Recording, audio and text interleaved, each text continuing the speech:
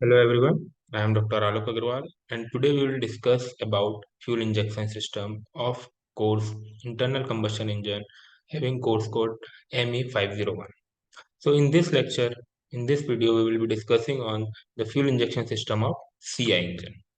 So the fuel injection of CI system is the most vital component of the working of CI engine. Okay, ये सबसे important component होता है CI engine का कि ये engine की performance that is power output economy and various other factor डिपेंड करता है फ्यूल इंजेक्शन सिस्टम। ठीक है, the injection system has to perform important duty. सबसे इंपॉर्टेंट ड्यूटी इंजेक्शन सिस्टम की होती है, उसको क्या करना है, जो कंबशन का फिनोमिना होता है जिसके कारण हमको एनर्जी मिलती है, हमको पावर आउटपुट मिलता है। तो जो फ्यूल इंजेक्शन सिस्टम होता है वो ही इनिशिएट करता है कंबशन के फिनोमिना को, और साथ ही साथ उसका काम रहता है कि उसको कंट्रोल भी करना। तो कंबशन का जो कंप्लीट फिनोमिना है that is initiating the combustion and controlling the combustion, that will be govern by fuel injection system. जब फ्यूल इंजेक्ट होता है कंबशन चैम्बर में during the end of compression stroke, जब हमारा कंप्रेशन स्ट्रोक एंड होने वाला रहता है और हम क्या करते हैं, फ्यूल को इंजेक्ट कराते हैं कंबशन चैम्बर में, तो वहां पे क्या है, वहां पे सबसे पहले तो हमको उसको बहुत ही छोटे ड्रॉपलेट्स में एटमाइज करना है। That is a function that is done by fuel injection system. वो जो ड्रॉपलेट्स है वो एयर से हीट लेके, कंप्रेस्ड एयर से हीट लेके वेपोराइज होगी। वेपोराइज होने के बाद वो एयर के साथ मिल के एक होमोजीनियस या एक मिक्सचर बनाएगी। होमोजीनियस तो नहीं लेकिन एक मिक्सचर बनाएगी ताकि ऑक्सीजन मिले फ्यूल को जलने के लिए। ठीक, अब यहाँ पे जब एयर फ्यूल एयर से हीट लेता है तो क्या होता है कि फ्यूल अपना धीरे धीरे टेम्परेचर बढ़ाता है और वो अपने सेल्फ इग्निशन टेम्परेचर तक पहुंचता है। जैसे ही वो अपने सेल्फ इग्निशन टेम्परेचर तक पहुंचता है वो जलना स्टार्ट कर देता है। तो ये जो जलने के लिए जो हीट है वो कहाँ से ले रहा है, वो ले रहा है सराउंडिंग एयर से, और इसके कारण क्या हो रहा है, कंबशन का फिनोमेना इनिशिएट हो रहा है। ठीक, अब what are the functional requirement of injection system. किसी भी इंजेक्शन सिस्टम की क्या रिक्वायरमेंट होती है, सबसे पहली रिक्वायरमेंट है दैट जो फ्यूल है वो सही क्वांटिटी में, हर एक साइकिल में सही क्वांटिटी में कंबशन चैम्बर के अंदर जाए। तो सबसे पहले उसको मीटर करना है कि कितना quantity of fuel that need to be deposited inside the combustion chamber, कितना फ्यूल हमको कंबशन चैम्बर में भेजना है पर साइकिल। साथ ही साथ द टाइमिंग ऑफ इंजेक्शन, सही क्वांटिटी जितनी जरूरी है उतना ही जरूरी है कि कब हमको स्टार्ट करना है फ्यूल को भेजना, इंजेक्ट कराना, ताकि हमको उस साइकिल में मैक्सिमम पावर मिल सके विथ मैक्सिमम इकोनॉमी, और जो फ्यूल हम भेज रहे हैं वो प्रॉपर क्लीनली बर्न भी हो। ओके, नेक्स्ट इसका जो रिक्वायरमेंट है कि हमको जो फ्यूल हमने भेजा, कंबशन स्टार्ट हुआ, उसको कंट्रोल करना है। तो उसके लिए क्या करना पड़ता है हमको, कि जो इंजेक्शन का रेट है, किस स्पीड से, किस रफ्तार से कंबशन चैम्बर में फ्यूल आ रहा है, वो भी हम कंट्रोल कर सके ताकि हमारे मुताबिक जब फ्यूल जले और वो हीट रिलीज करते जाए।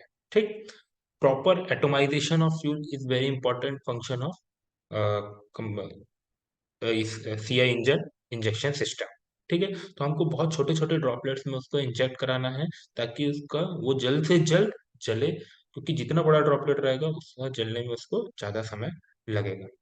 Proper spray pattern to ensure rapid mixing, हमको स्प्रे पैटर्न प्रॉपर रखना चाहिए ताकि वो एयर के साथ, जितनी जल्दी वो एयर के साथ मिक्स होगा उतनी जल्दी वो अपने सेल्फ इग्निशन टेम्परेचर में हर एक ड्रॉपलेट पहुंचेगा। अदरवाइज क्या होगा कि अगर उसको एयर नहीं मिलेगी प्रॉपर तो कुछ ही ड्रॉपलेट जो है वो अपने सेल्फ इग्निशन टेम्परेचर में पहुंच के जलेंगे, और जो बाकी ड्रॉपलेट है वो अनबर्न रह जाएंगे। फ्यूल इस तरह से इंजेक्ट होना चाहिए कंबशन चैम्बर में that there will be a uniform distribution of fuel drop. क्योंकि अगर एक ही जगह में हम फ्यूल भेजते जाएंगे तो स्टार्टिंग में जो फ्यूल आया वो जल जाएगा, और जो बाद में जो फ्यूल आ रहा है उसको उसको फ्रेश ऑक्सीजन मिलेगी नहीं अगर वो उसी जगह में आएगा। तो उसका डिस्ट्रीब्यूशन प्रॉपर होना चाहिए। ठीक, तो और एक है, अगर हम मल्टी सिलेंडर की बात कर रहे हैं तो हर एक सिलेंडर में एक्यूरेट सेम क्वांटिटी का फ्यूल जाना चाहिए। नहीं तो क्या होगा कि किसी सिलेंडर में ज्यादा फ्यूल चले जाएगा तो वहां पे ज्यादा पावर प्रोड्यूस होगा, किसी सिलेंडर में कम फ्यूल चले जाएगा तो वहां पे कम, तो इसके कारण वाइब्रेशन होता है। तो ये चीज नहीं होना चाहिए। This are the functional requirement of injection system. अब इंजेक्शन सिस्टम दो टाइप के होते हैं, एक होता है air injection system and another one is solid injection system. Air injection system बहुत ही मिनिमम यूटिलाइजेशन का है, बहुत ही कम यूज होता है, और ऑटोमोबाइल में तो बिल्कुल भी यूज नहीं होता। ये जनरली जो यूज होता भी है तो वो स्टेशनरी इंजन में कभी कहीं पे यूज होता है।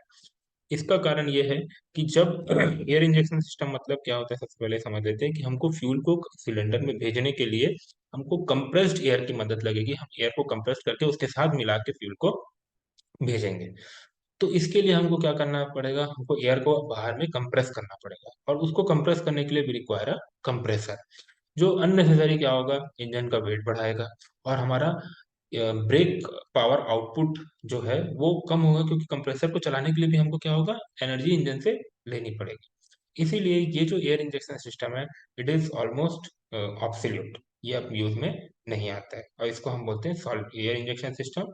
ठीक, इसको ड्रॉबैक को ओवरकम करने के लिए सॉलिड इंजेक्शन सिस्टम जो हर जगह यूज होता है, यहाँ पे हम क्या करते हैं, we are injecting the fluid directly into the combustion chamber. और जब उसको कंबशन चैम्बर में भेजते हैं, तो वो जब नोजल से निकल रहा है, कंबशन चैम्बर में जा रहा है, तो it is in the form of very fine droplets, that is called solid injection system. इसको एक और नाम से जाना जाता है, एयरलेस मैकेनिकल इंजेक्शन, क्योंकि यहाँ पे कंप्रेस्ड एयर की जरूरत हमको नहीं पड़ती है। And now what are the important components of this solid injection system. सबसे पहले तो हमको फ्यूल टैंक लगेगा, जिसमें हम फ्यूल रख रहे हैं। हम फ्यूल भराते हैं पेट्रोल पंप में जाके या डीजल पंप में जाके, तो वहाँ पे फ्यूल रखेंगे। फिर एक सप्लाई सिस्टम लगेगा, जो एक पंप लगेगा जो कि फ्यूल टैंक से ले जाके फ्यूल को इंजेक्शन सिस्टम तक लेके चले जाए। फिर एक इंजेक्शन पंप लगेगा, जो कि बहुत ही हाई प्रेशर में फ्यूल को इंजेक्ट करा सके। एक गवर्नर लगेगा, ताकि अगर लोड में वेरिएशन आ रहा है तो वो उसको एडजस्ट करके सही क्वांटिटी का फ्यूल भेजे। फिर एक इंजेक्टर लगेगा, जो कि फ्यूल को छोटे छोटे फाइन ड्रॉपलेट्स में करके कंबशन चैम्बर में भेजेगा।